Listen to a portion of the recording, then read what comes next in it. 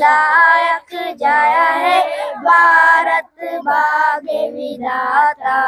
29 मई को भारत सरकार ने एक बार पुनः मॉक ड्रिल का अनाउंसमेंट कर दिया है।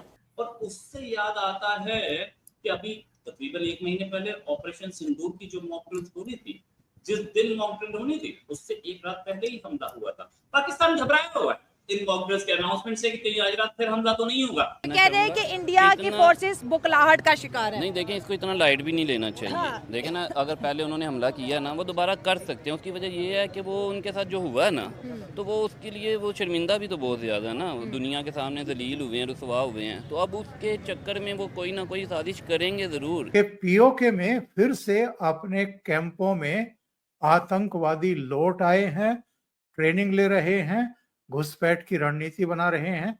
यानी पूंछ जो है वो टेढ़ी की टेढ़ी है, उसको सीधा करने की जरूरत है। और प्रधानमंत्री ने क्या कहा है गुजरात दौरे के समय, शरीर कितना ही स्वस्थ क्यों न हो, लेकिन अगर एक कांटा चुभता है तो पूरा शरीर परेशान रहता है। अब हमने तय कर लिया है उस कांटे को निकाल के रहेंगे।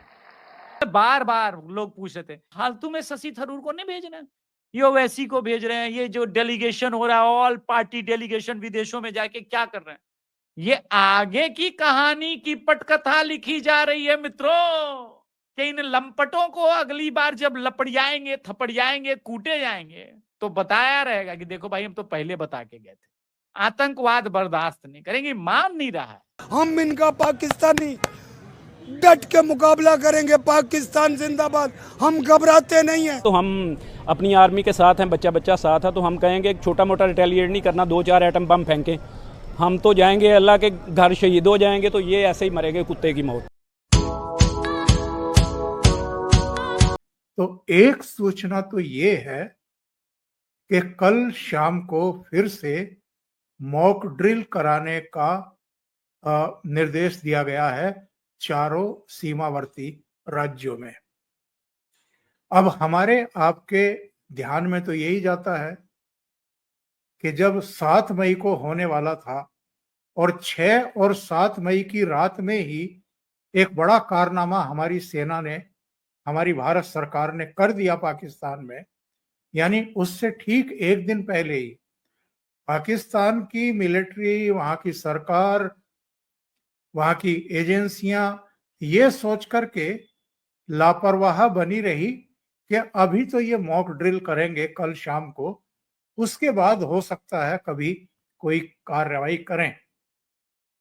तो क्या इस मॉक ड्रिल के पीछे भी कोई सोची विचारी रणनीति काम कर रही है? क्योंकि ऐसे बहुत लोग हैं जो 13 साढ़े 13 साल वो गुजरात में मुख्यमंत्री रह चुके, 11 साल उनको प्रधानमंत्री बने हुए हो गए, पर अभी भी नरेंद्र मोदी क्या हैं, कैसे सोचते हैं, कैसे रणनीति बनाते हैं और किस तरीके से चीजों पर अमल करते हुए अपने टारगेट अचीव करते हैं, उनको लोग अभी समझ नहीं पाए हैं, अभी समझने में भूल चूक कर जाते हैं। कल क्या होगा या आज की रात क्या होगा कुछ कह नहीं सकते हैं, क्योंकि एक और खबर आ रही है। और खबर ये है, मैं आपको दिखा भी देता हूं जो हेडलाइन बनी हुई है। इसमें कहा गया है ऑपरेशन सिंदूर के बाद फिर कैंपों में लौटने लगे आतंकी, पीओके में हुए एक्टिव, बीएसएफ का अलर्ट।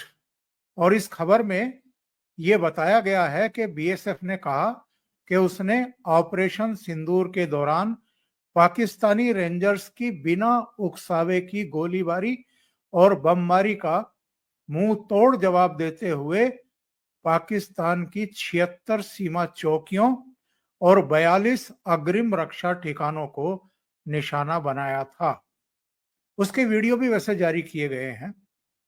लेकिन जो आईजी हैं बीएसएफ के, शशांक आनंद, उन्होंने एक प्रेस कॉन्फ्रेंस की और उनका कहना यह है कि फिलहाल हमारे पास किसी खास दिन की जानकारी नहीं है जब आतंकी घुसपैठ की कोशिश कर सकते हैं, लेकिन हमें लगातार सूचना मिल रही है कि आतंकी संगठन एक्टिव हैं, वे फिर से अपने कैंपों में लौटे हैं, ट्रेनिंग ले रहे हैं और ऐसे रास्तों से घुसपैठ की कोशिश करेंगे जहां उन्हें सुरक्षा में ढील महसूस होगी। उन्होंने कहा कि जम्मू और कश्मीर दोनों क्षेत्रों में एलओसी और इंटरनेशनल बॉर्डर पर खुफिया एजेंसियों से लगातार इनपुट मिल रहे हैं, इसलिए हर इलाके में सुरक्षा बलों को अलर्ट मोड पर रहना होगा। अब मैं आपको प्रधानमंत्री नरेंद्र मोदी ने अपने गुजरात दौरे के समय जो कहा, जरा उसको सुनवा देता हूं। शरीर कितना ही स्वस्थ क्यों न हो, लेकिन अगर एक कांटा चुभता है तो पूरा शरीर परेशान रहता है। अब हमने तय कर लिया है उस कांटे को निकाल के रहेंगे। हमें नहीं भूलना चाहिए कि हमारे रक्षा मंत्री हों, हमारे विदेश मंत्री हों, गृह मंत्री हों, प्रधानमंत्री हों या तीनों सेनाओं के ऑपरेशनल जो जीएम रहे हैं, जिनको हम डीजीएमओ कहते हैं, वो रहे हों, उन्होंने अलग अलग मौकों पर ये कहा है कि ऑपरेशन सिंदूर अभी खत्म नहीं हुआ है। राजनीति में कई चीजें कही जाती हैं, कई चीजें की जाती हैं और आपको पढ़ना पड़ेगा। ये जो मैं बार बार लोग पूछ रहे थे क्या हो जाएगा, अभिषेक जी फालतू में शशि थरूर को नहीं भेज रहे हैं, ये ओवैसी को भेज रहे हैं, ये जो डेलीगेशन हो रहा है ऑल पार्टी डेलीगेशन विदेशों में जाके क्या कर रहे हैं। भाई साहब ये भारत का पक्ष रख रहे हैं, लेकिन युद्ध तो हो चुका, 3 दिवसीय ऑपरेशन तो समाप्त हो गया ना, तो पक्ष रखा रखी क्यों? किसी ने कंप्लेन तो की नहीं, अरे आपको पाकिस्तान को नहीं मारना चाहिए था, गलत हो गया मोदी जी। ये आगे की कहानी की पटकथा लिखी जा रही है मित्रों। कहानी तो यह है कि इन लंपटों को अगली बार जब लपड़ियाएंगे, थपड़ियाएंगे, कूटे जाएंगे तो बताया रहेगा कि देखो भाई हम तो पहले बता के गए थे, पूरी दुनिया में घूम घूम के बता ही दिए थे।